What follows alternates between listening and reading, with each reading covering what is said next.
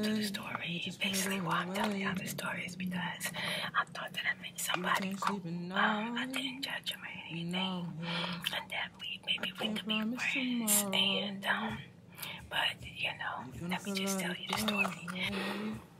So we can tingle, get away. Now I'm here. Hello, welcome back to my channel. So speaking story time and eat some Cheetos for you and bring you some stress-free relaxation. Yes. And today we have the Cheeto mix, extra creamy mix Cheetos.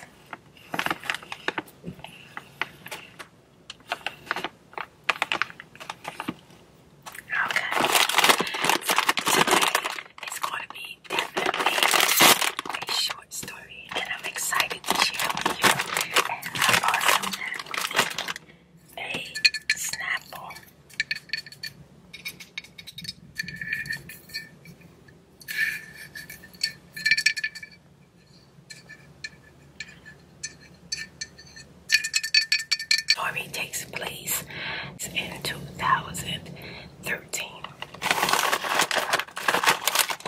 Oh, look at this.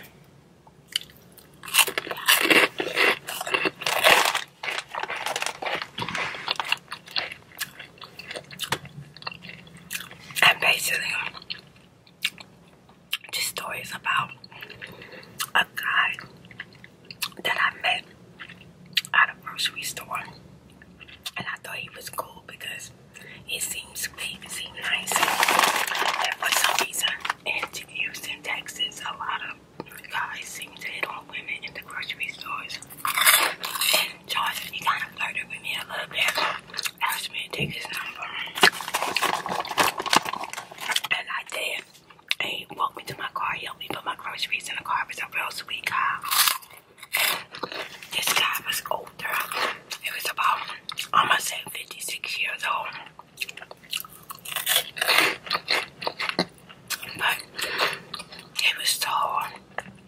And he seemed pretty big, like pretty healthy, like muscle, like he looked okay. He wasn't really my type. But I wasn't dating anyone at the time. And he said to me, can we go out for dinner? Oh shoot, my daughter's here.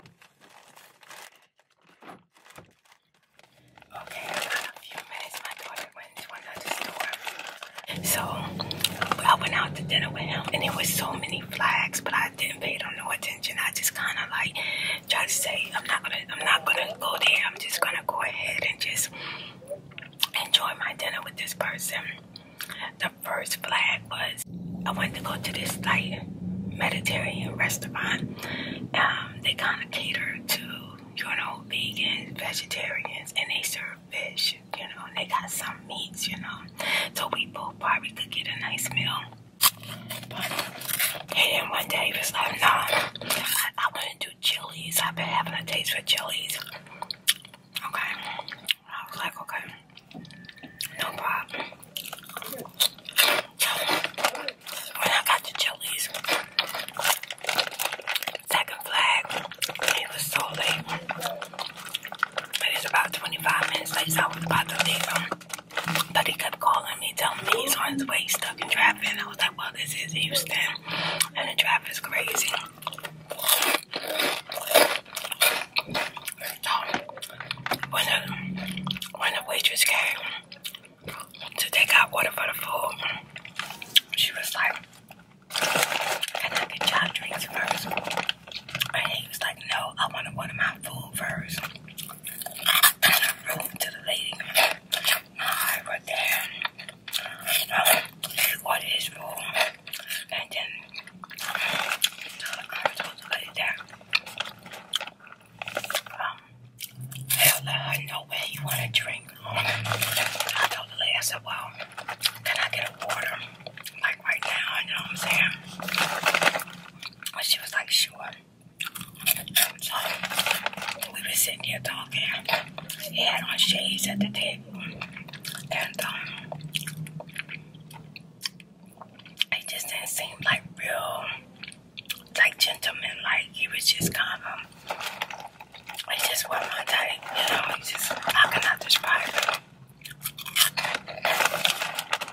said to me, he said, wow, you're really pretty. He said, you look better in person. Oh my God. I said, like, thank you. And it was like, you look dressed up. I was like, yeah.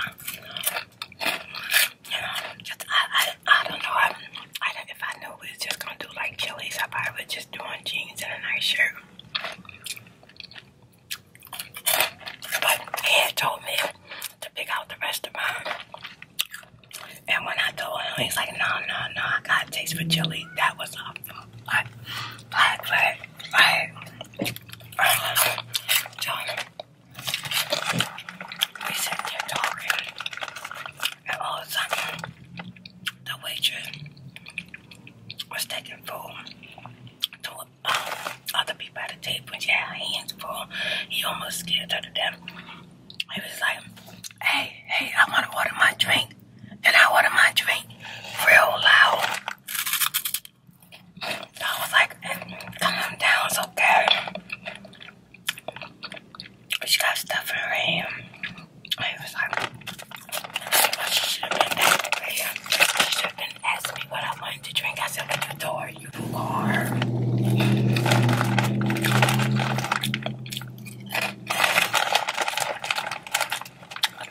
I was sitting here like, oh my God.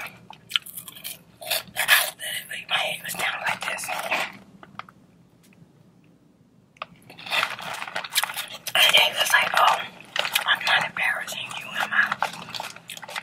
I said, so you argue this way all the time? He's like, no. I'm just feeling a little nervous. I said, nervous for what? He said, I don't know, you're just so beautiful. And then you look so young, much younger than me. I was like, well, you're 56, you know what I'm saying? He said, yeah, but you only got me maybe about 13 years. I was like, yeah, but it just depends on how you take care of yourself. Or you know, everybody age differently. I said, I might look younger, but I'm not younger, you know what I'm saying? I said, I might be older than you inside, you know. I didn't even tell him I had a bone disease. I was going to tell him through a conversation, you know.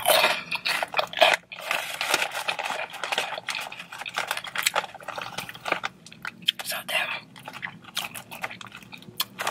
as the lady started bringing the food out, as we started talking, the conversation started kind of like easing up. It was a real nice conversation. We started laughing.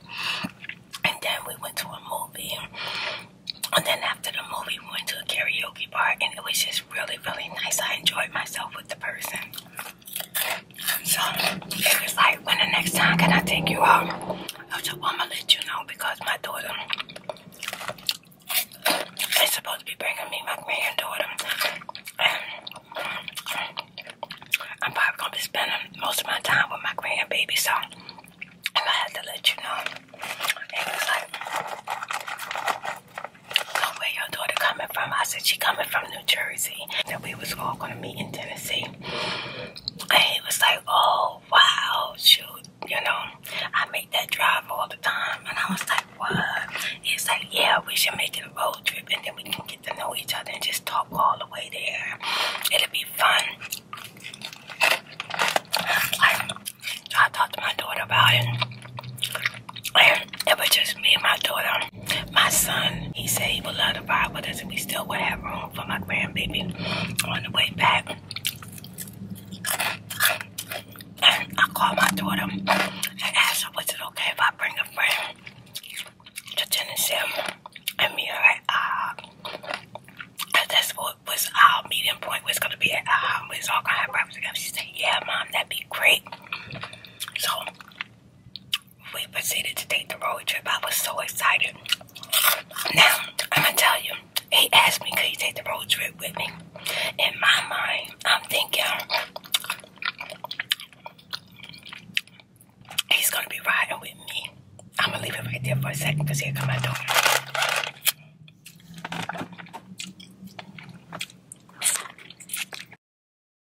Hey, you guys, I'm home for a minute. Me and my daughter get ready to go to the movies. We're supposed to be going to the movies, but I mean, it's finished telling the story, and then if I don't finish, I'll start again later. But yeah, he comes and he stands by my car and he got like a small backpack, look like an overnight bag, and he got like a lunch bag, and he got like a man's purse, and he's standing on my side of the car, which is the driver's side, and I rolled down the window.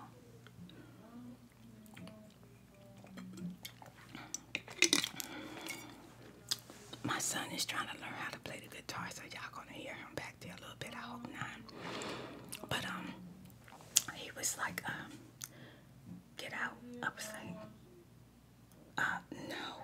He was like, I'm driving. I'm the man. I was like, I don't care if you're the man. I just met you. I only went out dates with you, and I'm not your woman. I'm your associate, your friend, trying to get to know you. I'm driving. I had said that you were more than welcome to come on a trip with me, but I didn't say that you can drive my car. It was like, well, I'm the man, you know, and I don't feel comfortable with a woman driving. I try to be a gentleman. I said, I understand that. I get that. But no, I have my children with me, and if you still want to come, you cannot drive, but it really bothers you. I appreciate you making an offer to help me drive to Tennessee, but don't worry about it. He was like, all right, no problem. Just move over and unlock the door. I reached over the car and I unlocked the door, and I let him in, and he got in. He was like, are you looking at me like that? He was like, oh, you don't like being told what to do. I said, what you mean? I said, well, I told you to move and let me drive, and you didn't do it. I was like, that ain't got nothing to do with it. I like to be told what to do or not. I'm just not comfortable with that. We proceeded to get on the highway and on the road, and as I got on the highway, he was real quiet for like maybe about 40 miles. He didn't say nothing, and then when I started to really get into the road trip, he started moving around in the seat and everything. So I was like, you okay? He was like, yeah, I'm fine. I said, you want me to pull over so you can scratch? No, that ain't it. And I said, oh, well, are you okay? Yeah, I'm fine. I said, what's the problem? You driving like you crazy. You act like you don't know how to drive. And I said, oh, okay. So I ain't say nothing. And I felt like, okay, he's a little irritated. Let me just leave it alone. Like, see, I'm not one of those people that's gotta have the last word, you know what I'm saying? So when he acted like he was irritated, I just didn't say anything. So about 20 minutes later, he was like, oh, so now you ain't speaking to me? I was like, no, that's not it. It's like, you said that you wanted to come on a road trip to try to get to know me and that we could talk, but the whole time you just seemed angry. And I'm already on a time schedule, and so, you know, it's too late for me to kind of like take you back, which now I regret. I wish I would have took his ass back. Like, I wish I would have just made a freaking U-turn, just dropped him off and just never spoke to him again, but I didn't do that. No, not spirit. I just kept on saying, it'll be okay. It's going to get better, you know what I'm saying? So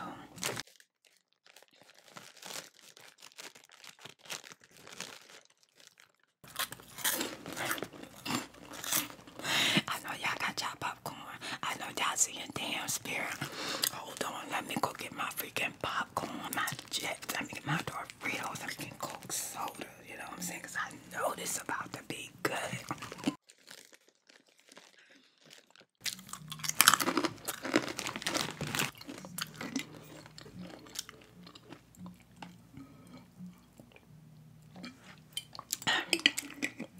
I bet y'all did have a Snapple, right?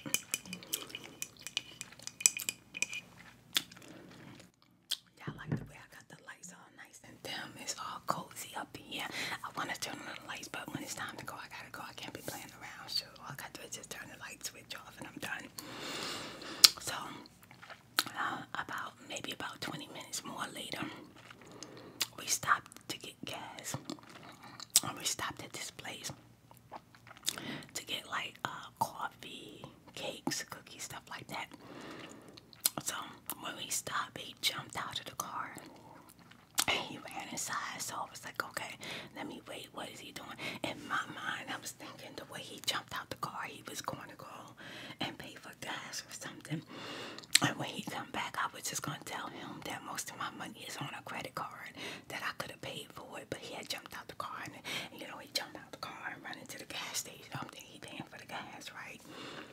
So I'm waiting and waiting and waiting.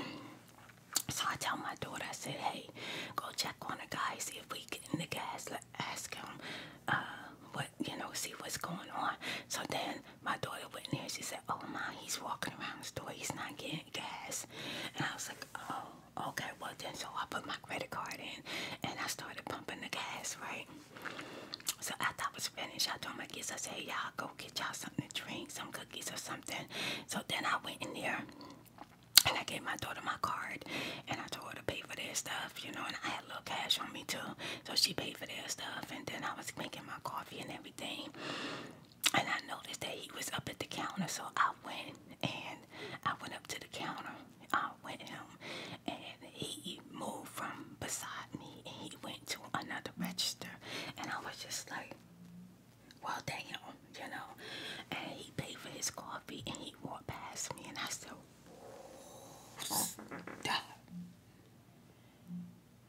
what the freak? No, the coffee was only probably like $2.17, like $2.39. I was like, wait a minute, did he just walk past me? What the? And so I paid for my coffee, right? And then I went to go get in the car, and he still wasn't in the car. And I said, did y'all see so-and-so come out? They said, yeah.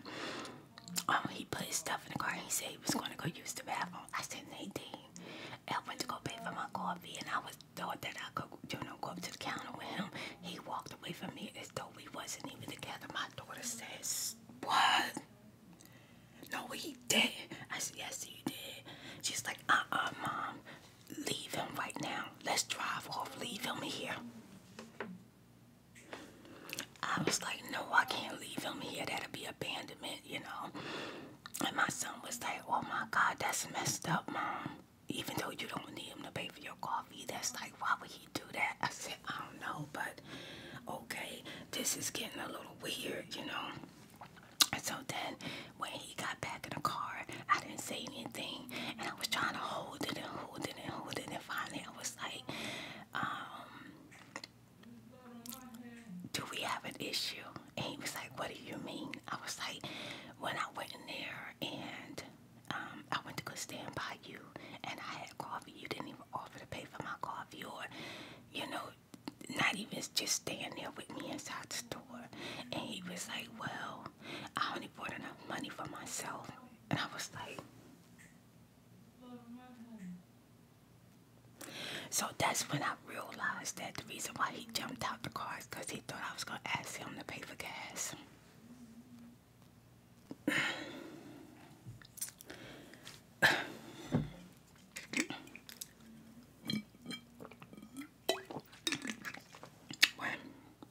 When I told my daughter that I was going to tell this story time, we started going back into memory. My daughter was cursing him out. She was like, Mom, make sure you mention this. Make sure you tell them this. And don't forget this. And remember when he did this? And I was like, oh. I was like, maybe you need to tell the story. She's like, no, I'm just saying. She said, Mom, that was a freaking trip. He was a freaking weirdo. So after that, we ride and everything. Then all of a sudden he started smiling and he was looking at me, and I was like, oh, he must be in a good mood now. He was like, you're a real pretty woman. I was like, well, thank you. He was like, I just can't believe you single and you ain't got no man. It must be something about you. I said, well, in this day and age, it's hard to find love. And if you just want somebody to smash or you just want a microwave relationship, you probably will have somebody. But if you want something meaningful, that's not easy to find anymore. So, and I said, not only that, I have a lot of stuff that was going on in my life, and I didn't want to involve nobody in that at the time. And he said, I could tell you the reason why you ain't got no man right now. I said, why? He said, because I'm right here, and you can't even just, like, humble yourself enough to just do what I asked you to do. I was like, I had to silence that out. Y'all didn't need to hear that. And I told my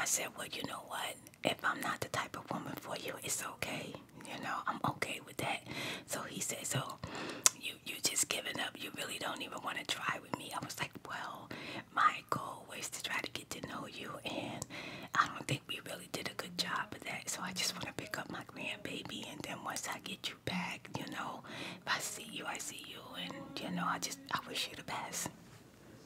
I'm sorry, let his ass know. Don't freaking talk to me ever again once we get back.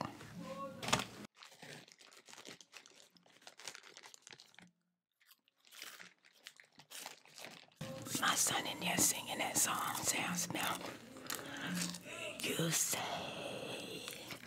I'm crazy. You think I don't know what you done. And then you call me baby. You know I'm not the only one. So yeah, those freaking things. No. Anyway, so my daughter started calling me and told me that she was already in Tennessee and she was at the IHOP. I was so freaking happy. And then he said to me, he said, why you gonna be keeping your grandbaby? Shouldn't you be just trying to focus on finding a man and living your own life?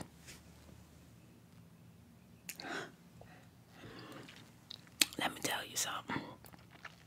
I love family, and I love my grandbabies. If I get the opportunity to be able to spend my life with them, that's what the freak I'm gonna be doing. And if a man wanna be with me, he gonna be spending time with my family too. Otherwise, then I'm not the woman for you.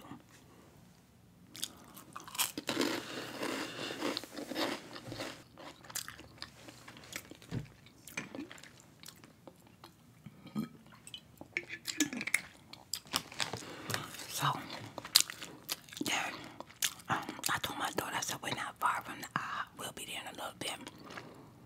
So when we got there, I was meeting my daughter's husband for the very, very first time, because I told y'all in another story how my daughter invited me to the wedding, made me feel special, and made all these plans for her immediately family to be there. And then we look on Facebook, she got married without us, and I was hurt for 2 weeks straight. I cried like a freaking fucking baby, okay? I was hurt as hell. But there's nothing I can do about that. But yeah, I was finally getting to meet her husband. When I got there, she had both my granddaughters there, Prosperity and Yu, and then her husband Rick. And we all ordered food, and I introduced him to my daughter and everything. And while he was sitting there, he just had this angry look. My daughter said, "What's the matter with you?" "Oh, my mom must not be trying to give you a chance." And he was like, "No, my issue is, it looked like you gave up on your race." I was like, oh my God, why would you say that? Because Rick is Brazilian. And of course my daughter's a Black American, African American, whatever, but she's Black. And he was like, that bothers me when Black women give up on their Black men. What? I'm telling you, he had the wrong one. My God, Toya snapped on his ass. Toya went slam off. She said, "You mother effing right, Dan. The way that we are treated, and I can't stand the way we are left out, and I can't stand the way we're not provided for. So I made a different effing choice. You could kiss my effing age." I was like, oh my freaking God, oh my God. Oh my God. I was like, oh God, let me stand up. Let me stop this. And she was like, "It's okay, Mom. I'm going to calm down." Toya was like this. "I'm calming down, calming down." And she was like, "That's why my mom, I know you was angry for a reason when you showed up here. My mom don't even want nothing to do with you." Then my mom, then Toya looked at me and she was like, "Mom, where you meet this character?" I said, "Toya, I don't know what happened, but when I went on the first couple of dates with him, he was so freaking sweet. Well, actually, I saw flags, but it's just gotten worse. Like, the road trip was just a bad idea."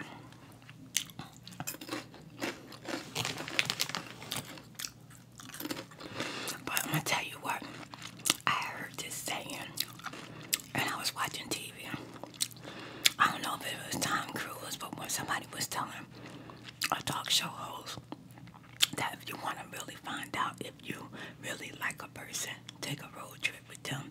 If you come off that road trip and y'all in love, y'all meant to be. If you come off that road trip and you never want to see them again, you're gonna thank me later. Okay. So I told Toya that's why I thought about the idea. Like, if we come off the road trip and we really like each other, he might be the one. My daughter was like, Mom, you freaking crazy. You so crazy. I was like, I know. So, he got up and he went to the bathroom.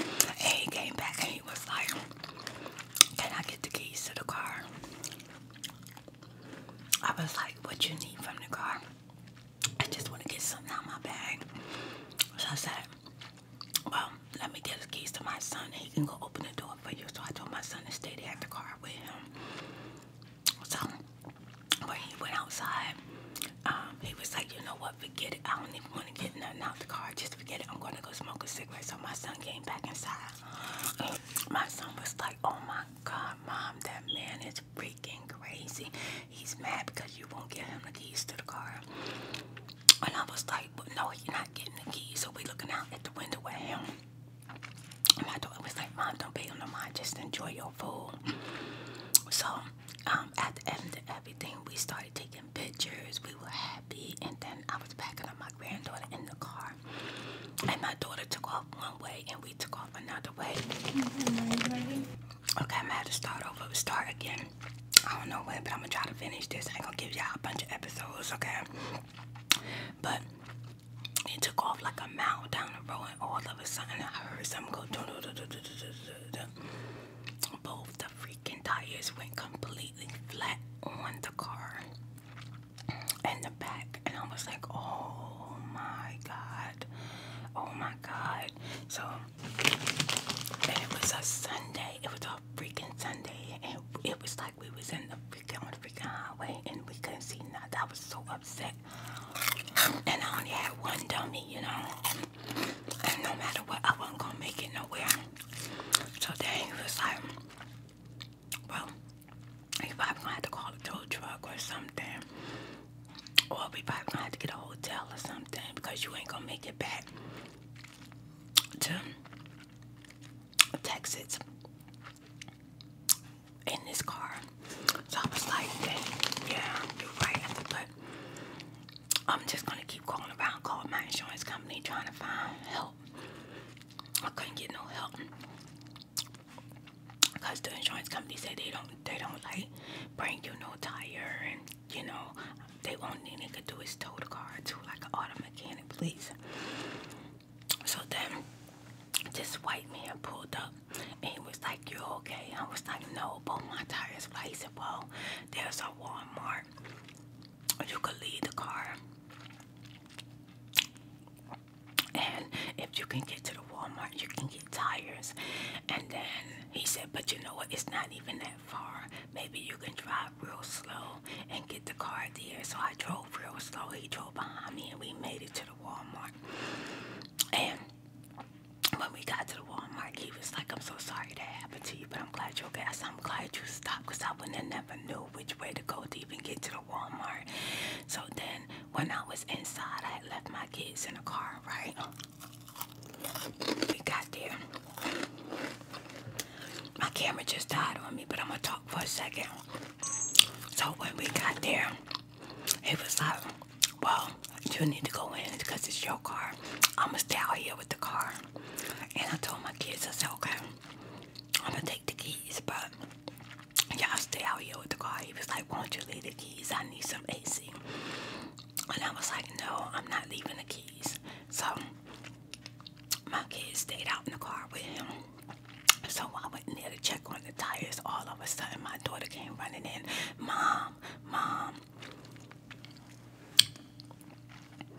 the white man that helped you get here just gave him some money and he put it in his pocket and walked away. I said, what? And my daughter said, yeah, he told him to give it to you and it's to help you with your tires because you're going to have to pay for 2 tires at Walmart. was like, oh my God, really? And when I was up at the counter, I was telling the man I only had like $116 on me, and let me see how much I got in the bank, because he was saying how much I needed for each tire.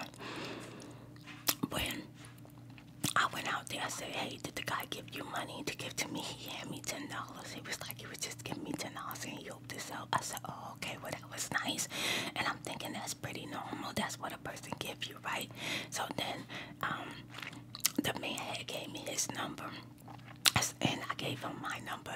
If we need any help, if anything don't go right with Walmart, to text him, he'll see if he can come help us. So he texted me. He was like, I hope that everything worked out for you. Did you get the $200 that I gave to your husband? Because I guess he thought the man was my husband. I guess he was assuming.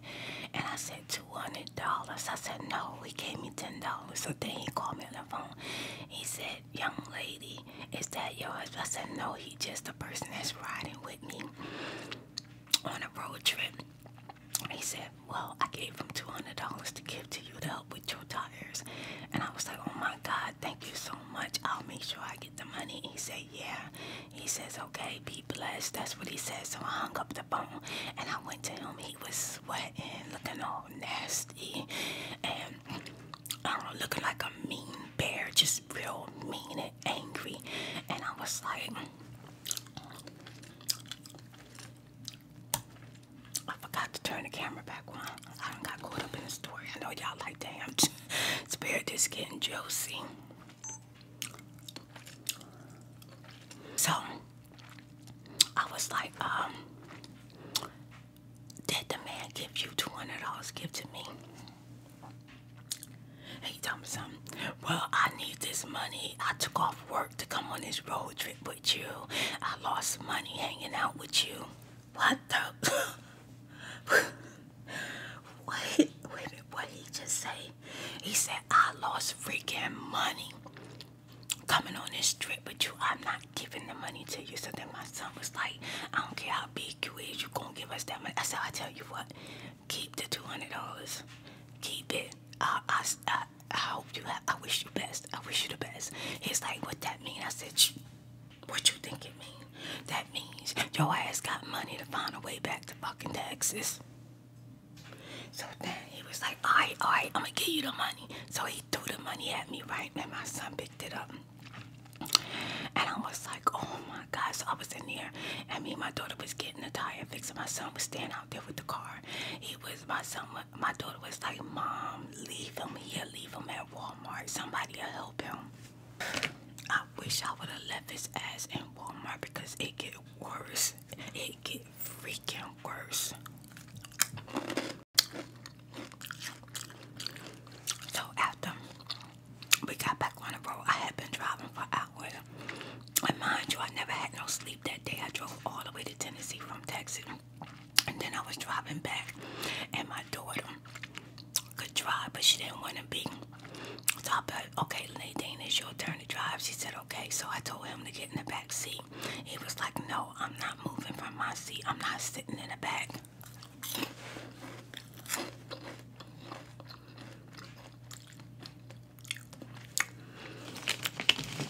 So I pulled over to a gas station, and I laid my chair back to go to sleep. He was like, hell no, I'm not staying out here.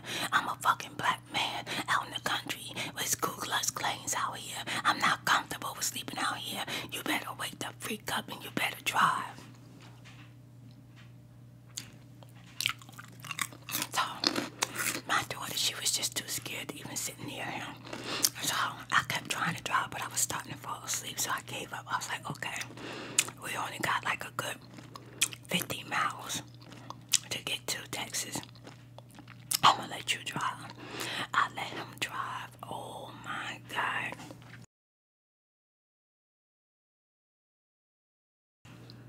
We were all screaming in the car. This man put his feet full pedal to the metal, and he was swerving down the highway. He acted like he was trying to get to water, and he was going to hit the bank and just go over.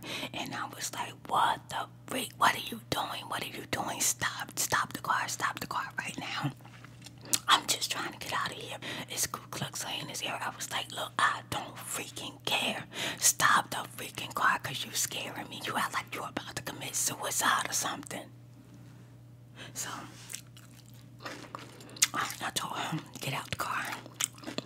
And I'm going to tell you something. When he got out, I locked it. And I had my head on the steering wheel like this. I was saying, Lord, Spirit, pull off. Pull off. Just pull off, Spirit. Just pull off. I want to leave him so bad. Oh, my God. We got back in the car. So, we was 10 miles out from where we had to go. And he was like, I apologize. I'm so sorry for acting the way I did. I just really liked you and I couldn't handle it. I was like, I don't know what your issue was, but I'm so done. I'm just done. Like, just don't contact me no more and I won't contact you.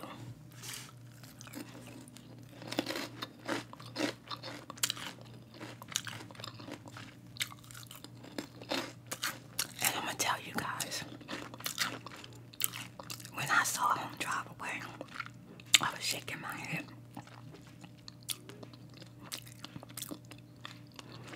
I was saying to myself, he really tried hard to get the keys to my car.